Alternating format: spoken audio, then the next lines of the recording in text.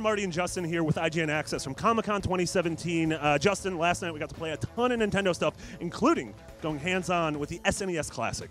Yeah, I mean, just like the NES Classic, it's so tiny, and you see in pictures that it's tiny and it's compared to a banana, compared to all this other stuff, but once you get it in your hands, you realize, ooh, this is a very tiny, nice-looking, just little box. Yeah, absolutely, and we actually brought along an NES Classic to compare it, as well as my SNES launch console, which has long yellowed in the last 30 years. It so tells the story. Make sure you look at the photos on IGN, you're probably looking at some of them right now instead of our ugly faces, but the story of just your yellowed, heavy, old Super Nintendo that you clunked these heavy carts into, compared to the new console that's got 21 of the greatest games ever made in just a very tight, nice little package. It's really fascinating and interesting how far we've come. Yeah, and you mentioned the lineup. The lineup's incredible. Some of the greatest games of all time, including Star Fox 2, which was never released, which is super exciting.